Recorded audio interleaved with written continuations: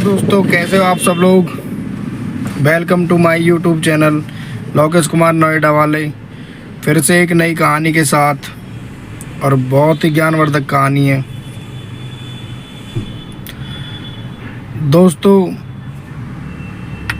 एक आदमी होता है मोहन, उसे नदी पार करके कहीं जाना होता है, तो वो जाने के लिए नदी के किनारे बैठ जाता है। उसे नाव में बैठने से बहुत डर लगता है। तो जो नाव वाला होता है वो देख रहा होता है, बार बार नाव आती है, वो सोचता है अगली बार बैठूंगा, और चली जाती है। फिर नाव आती है, फिर वो सोचता है अगली बार बैठूंगा, फिर चली जाती है। ऐसे ही नाव का आना जाना लगा रहता है, और उसे वो नाव वाला देख रहा होता है।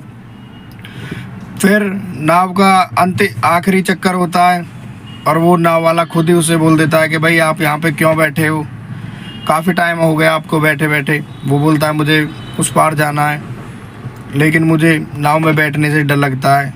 उसने कहा अरे कोई नहीं, आ जाओ बैठो, और आप देखो सुबह से मैंने कितने लोगों को पार करा दिया, किसी को कुछ नहीं हुआ। वो नाव में बैठ जाता है, और जैसे ही नाव चलती है तो वो डरी डरी सी आवाज़ में उससे पूछने लगता है नाव वाले से कि भाई मुझे एक बात बता, तेरे दादाजी कहाँ पे मरे थे। उसने कहा भाई मेरे दादाजी ऐसे ही नाव चला रहे थे, तो कुछ लोगों को नाव पार कराते कराते नाव में छेद हो गया, पानी भर गया, और नाव डूबने से उनकी मृत्यु हो गई। उसने कहा अच्छा, और भाई तुम्हारे पिताजी कहाँ पे मरे थे। तो उसने कहा मेरे पिताजी भी नाव चला रहे थे, और एक बहुत ज़ोर का तूफान आया और नाव पानी में डूब गई, और मेरे पिताजी की मृत्यु हो गई। उसने कहा फिर भी तुम्हें डर नहीं लगता, फिर भी तुम नाव चला रहे हो। उसने क्या चलाना पड़ता है भाई। फिर वो नाव वाले ने उसे पूछा कि आपके दादाजी कहाँ पे मरे थे।